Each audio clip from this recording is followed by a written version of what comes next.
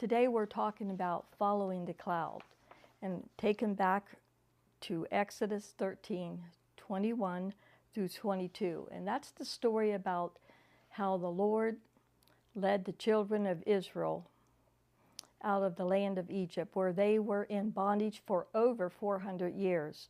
The Lord had a particular plan. He thought about taking them one route, which would have been a direct route to where they were going, to the Canaan land, probably an 11-day journey.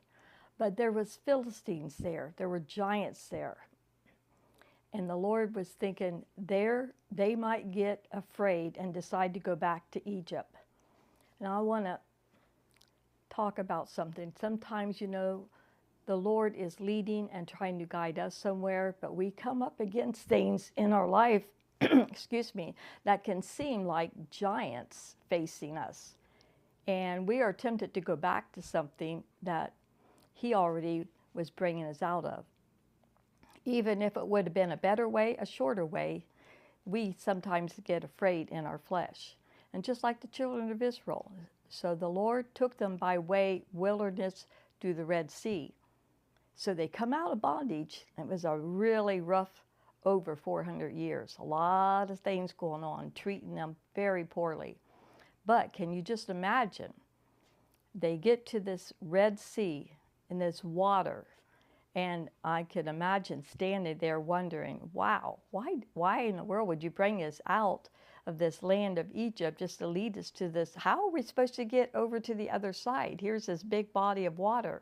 And I think many times that's what happens to us. God brings us out of things, and then we come up to something that just seems like, this is over my head. Lord, how are you going to get me through this situation? This seems impossible. But they had a leader that followed the cloud by day and the fire by night. He was led by God. God spoke to him, and God told Moses what to do. And Moses obeyed, and he struck the water with the rod that he was told to do, and the water parted, and they were able to walk over on dry land. Well, see, the rest of the journey, which was a 40-year journey, the rest of the journey, the Lord's presence was available for them. It was a cloud by day and a fire by night. They could see the cloud of His presence and be led by that during the day. But at night, when it was dark, they had to have the fire. And can you just imagine? They were not to move or go anywhere or do anything unless that cloud moved by day or the fire moved by night. They were not to do anything. And I think back to my life and the struggles I had with being impatient. And, if that would have been me back in the day, I probably would have been outside of my tent, walking, pacing back and forth, saying, wow, we got to get this show on the road.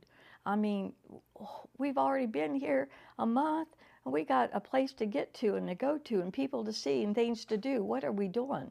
But you can't go outside the camp of God and try to come up with a plan B. And in our walk today, we have to learn how to walk by the Spirit, be led by the Spirit of God. And there is no other plan. You got to be led by His Holy Spirit.